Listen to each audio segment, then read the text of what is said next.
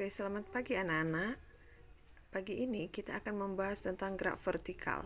Jadi gerak vertikal itu ada dua, ada gerak vertikal ke atas dan ada gerak vertikal ke bawah. Jadi yang namanya gerak vertikal ke atas berarti benda yang naik ke atas. Gerak vertikal ke bawah adalah benda yang jatuh ke bawah. Ya, jadi kalau dalam vertikal syaratnya adalah yang mesti kita ingat adalah syaratnya A sama dengan min G. Sama seperti gerak lurus. Jadi kalau di gerak lurus kita gunakan percepatan A, kalau di sini adalah percepatan gravitasi ya. Jadi kalau dia pada gerak lurus kemarin kita gunakan dia percepatan A, kalau dia di gerak vertikal ke atas dan ke bawah kita gunakan adalah percepatan gravitasi. Nilai A-nya sama dengan min G. Gerak vertikal ke bawah itu syaratnya adalah dari atas ke bawah. Ada A sama dengan G. Kemudian nanti di sini ada yang ketiga yaitu ada gerak jatuh bebas. Apa itu gerak jatuh bebas? Berarti gerak yang mempunyai nilai V0-nya sama dengan 0. Oke. A-nya sama dengan G. Ya. Jadi syaratnya ini hampir sama. Hampir sama gerak vertikal ke bawah dan dengan gerak jatuh bebas. Sehingga karena kita kemarin sudah mempelajari masalah gerak lurus, maka VT A-nya diubah jadi V0. Berarti VT sama dengan V0 dikurang GT. Persamaan yang kedua setelah kita dapat VT kuadrat sama dengan V0 kuadrat dikurang 2GH. H sama dengan V0T dikurang setengah GT kuadrat. Jadi H itu adalah ketinggian yang dicapai oleh sebuah benda untuk dalam ketinggian tertentu ya. Jadi kalau dia pada gerak vertikal ke bawah, VT-nya sama dengan V0 ditambah GT. VT kuadrat sama dengan V0 kuadrat ditambah 2GH. H sama dengan V0T tambah setengah GT kuadrat. Itu kalau untuk gerak vertikal ke atas. Kemudian di sini ada nanti gerak jatuh bebas. Syaratnya adalah tadi Ibu katakan V0-nya sama dengan 0, A sama dengan G. Maka V0-nya coba perhatikan di sini ada VT sama dengan V0 tambah GT. V0-nya kalau V0-nya 0, maka yang dihasilkan adalah VT sama dengan GT. VT kuadrat sama dengan 2GH. H sama dengan setengah GT kuadrat. Pada saat kapankah ketinggian maksimum kalau misalnya pada gerak vertikal ke atas dicapai? Berarti pada saat dia misalnya VT-nya sama dengan 0. Jadi kalau dia nanti di sini maksimum, berarti ada ketinggian H max. Berarti VT di sini ini sama dengan 0. Ya.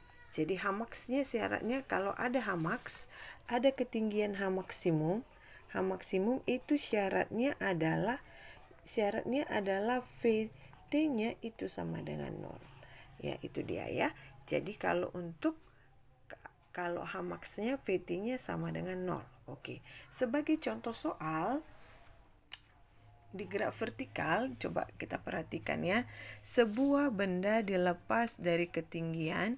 Katanya ini contoh soal ya. Contohnya misalnya sebuah benda dilepas dari ketinggian 10 meter di atas tanah tanpa kecepatan awal. Ya, berarti ini bentuk dari GJB ya. Berarti katanya di sini kecepatan benda saat mencapai ketinggian 5 meter dari atas tanah. Berarti yang diminta adalah kecepatan. Berarti di sini sebuah benda dilepas dari ketinggian. Berarti di sini kita buat ya. Di sini kita buat diketahuinya ya. Jadi kita buat di sini diketahui, ada diketahuinya. Katanya sebuah benda dilepas dari ketinggian. Nah, katanya dia ketinggiannya adalah ini benda. Ini dia hanya sama dengan 10 meter. Ya. Tanpa kecepatan awal, berarti V0 sama dengan 0. Ya, jika G sama dengan G yang dihasilkan adalah 10 meter per sekon. Maka katanya kalau ini 10, yang diminta adalah kecepatan pada saat ketinggian di sini. Berarti VT-nya di sini berapa? Oke, berarti kalau ada V0, ada VT. Berarti bisa kita gunakan gerak vertikal ke bawah. Oke, maka ditanya adalah berapakah VT pada saat hanya sama dengan 5 meter.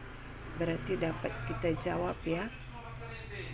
Ya, berarti dapat kita jawab. Berarti VT kuadrat sama dengan V0 kuadrat berarti gerak vertikal ke bawah. Berarti VT kuadrat sama dengan V0 kuadrat tambah 2GH. Berarti VT-nya adalah VT kuadrat sama dengan 0 kuadrat tambah 2G kali 10 kali 5. Berarti VT sama dengan 100. Berarti kita akarkan. Maka sama dengan 10 meter per sekon. Itu untuk contohnya. Ya, sekian dulu ya anak-anak. Terima kasih.